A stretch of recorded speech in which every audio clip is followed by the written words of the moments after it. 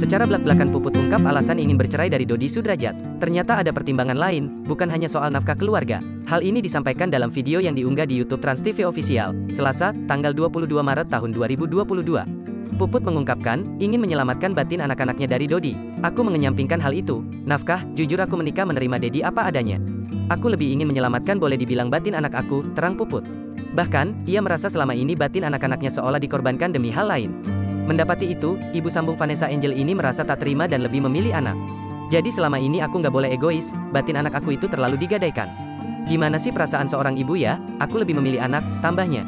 Puput menyebutkan, anak-anaknya selama ini tidak merasa bahagia dan kurang cocok dengan Dodi. Ia menjelaskan, sang suami memang memiliki sifat yang sangat perfeksionis. Namun menurutnya, tak semua keinginan Dodi bisa dipenuhi oleh anak-anaknya. Mereka nggak bahagia dan selalu kurang cocok mungkin ya. Dedi perfeksionis banget, cuma nggak bisa dilakukan oleh anak-anak seusia remaja, jelas Puput. Tak sampai di situ, Puput juga menyinggung soal kalimat yang menyakitkan hati anak-anaknya.